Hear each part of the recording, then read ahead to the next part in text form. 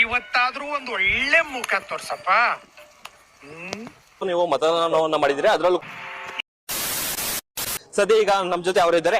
Sir ನಮಸ್ತೆ. ಈ ಮೊದಲ ಬಾರಿ ಇವತ್ತು ಇವ ಯಾರೇ ಅವನು ಯಾರ್ಯಾರು ಬರ್ತಾರೋ ಮರ ಈ ಮನ್ಯಾಗ? ನೀವು ಮತದಾನವನ್ನ ಮಾಡಿದ್ರೆ ಅದರಲ್ಲೂ ಕೂಡ ನಿಮ್ ತಂದೆಯವ್ರಿಗೆ ಮತದಾನವನ್ನ ಮಾಡಿರ್ತಕ್ಕಂಥದ್ದು, ಏನ್ ಹೇಳ್ತೀರಿ ಸರ್? ಇಲ್ಲಿವರೆಗೂ 18 ವರ್ಷ ತುಂಬಿರ್ಗ ಫಸ್ಟ್ ಟೈಮ್ ಬಂದಿದ್ದೀನಿ ವೋಟಿಂಗ್ ಮಾಡಕ್ಕೆ. ನೋಡು ನೀನ್ ಇನ್ನು ಪೀಚ್ ಚಿಕ್ಕ ಹುಡುಗಿ, ನೀನ್ ಇನ್ನು ಈ ಪ್ರಪಂಚ ಸರಿಯಾಗಿ ನೋಡಿಲ್ಲ ನೋಡು. ಇಲ್ಲಿವರೆಗೂ ಬರೀ ಓದ್ತಾ ಇದೆ. ನಿಜವಾಗೂ ಏನಾಗುತ್ತೆ ಅಂತ ನಿಜವಾಗೂ ನಂಗೆ ಗೊತ್ತಿರೀಗ. ಖುಷಿ ಆಗುತ್ತೆ ಫಸ್ಟ್ ಟೈಮ್ ನಾ ಅಪ್ಪಂಗೆ ವೋಟ್ ಹಾಕ್ತೇನೆ. ಕನಕಪುರದ ಜನನು ನಮ್ಮ ಅಪ್ಪ ಮತ್ತೆ ಚಿಕ್ಕಪ್ಪನ ಆಶೀರ್ವಾದಿಸ್ತಾರೆ. ಹಂಗೆ ನಂಬಿಕೆನೋ ಉಳಿಸ್ಕೊಂಡು ಹೋಗಿದ್ದಾರೆ, ಹಂಗೆ ಮುಂದೆ ಹೋಗುತ್ತೆ. ಮುಂದಿನ ಅವನೇನ್ ಹೇಳ್ದ? ಸ್ವಲ್ಪ ಮುಚ್ಕೊಂಡಿರ್ತೀಯ ದಿನಗಳಲ್ಲಿ ಅಂದ್ರೆ ಈ ಹಿಂದೆನೂ ಕೂಡ ಸಾಕಷ್ಟು ಬಾರಿ ನಿಮ್ಮ ತಂದೆಯವರು ಇಲ್ಲಿಂದ ಗೆದ್ದು ಏನೋ ಜಯಶೀಲರಾಗಿದ್ದಾರೆ. ಈ ಬಾರಿ ಗೆದ್ದರೆ ಸಿಎಂ ಆಗ್ತಾರೆ ಅನ್ನೋ ಒಂದು ಕನಸನ್ನ ಕಂಡಿದ್ದಾರೆ. ಇದಕ್ಕೆ ನೀವು ಯಾವ ರೀತಿಯ ಒಂದು ರೆಸ್ಪಾನ್ಸ್ ಮಾಡ್ತೀರಿ? ನನ್ ಎಷ್ಟೊಂದ್ ಜನದ ಕನ್ಸು ನಂದು ಒಬ್ಬಂದೇ ಆಗ.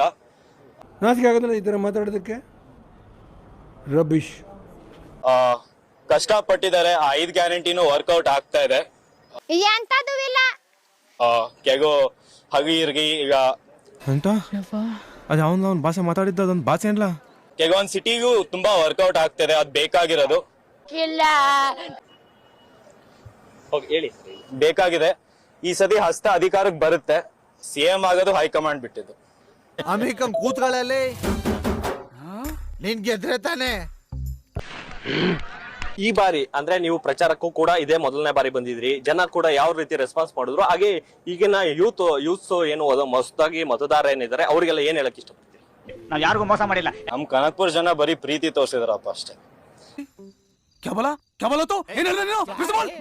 ಯೂತ್ ಅವ್ರಾಗ ಬಂದ್ ಮತ ನೀಡ್ಬೇಕು. ಮತ ನೀಡ್ದೇನೆ ಅವರು ಬಾಯಿ ಬಿಟ್ಟಿ ಕೇಳ್ಬೋದು ಅವ್ರ ನಾಯಕರಿಗ ಎಮ್ಮೆಗೆನ ಕೆಲಸ ಆಗಿದ್ಯಾ ಇಲ್ವಾ ಅಂತ. ಓಟೆ ಮಾಡಿಗ ಅಂದ್ರೆ ಹೆಂಗ್ ಕೇಳ ಬಾಯಿ ಇರುತ್ತೆ. ಯಾವ ಕನ್ನಡನ ಇದು? ಯಾವ ಕನ್ನಡನೋ ಗೊತ್ತಿಲ್ಲ, ನಮ್ ಕಡೆ ಅಂತೂ ಕೆಟ್ಟದಾಗ ಸೌಂಡ್ ಆಗುತ್ತೆ.